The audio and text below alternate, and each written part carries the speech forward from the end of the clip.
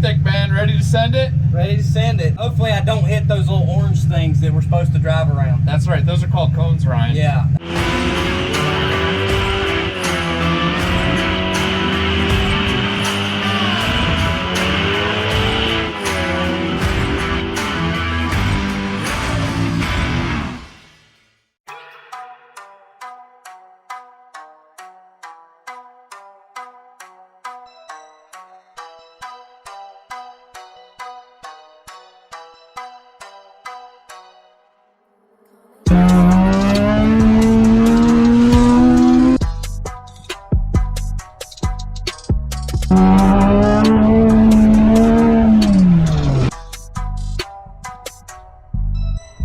This is the car that I drove to high school, the car that I drove to college, and then the car that I had my first date with my 4-year girlfriend in. We call it Project Beer Can. It had about 800 pounds coming out of the car. It makes 220 horsepower, and we run it E-Prepared.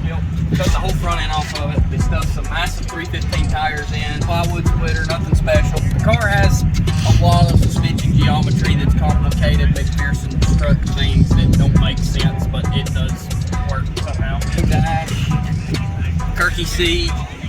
This is all about business. Nothing crazy.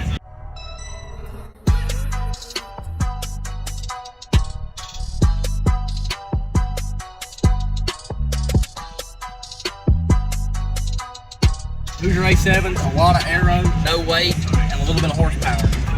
It's a blast to drive. It's kind of scary at the same sense. It's fast for no reason. Wings mounted good though.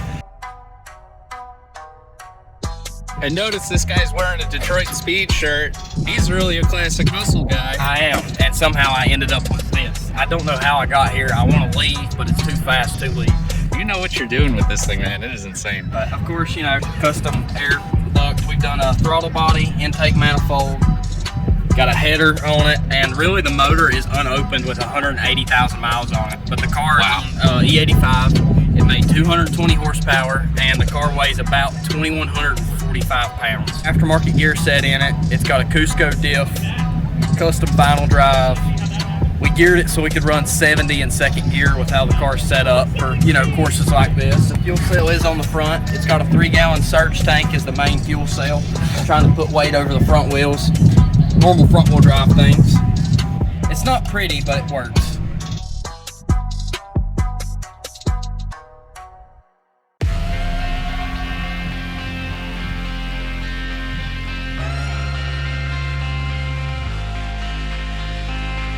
You know what you're doing, man? No, not at all.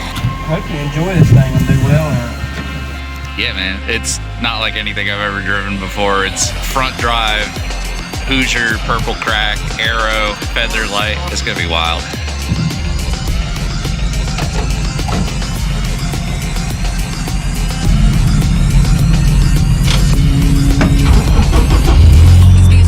Thanks, buddy.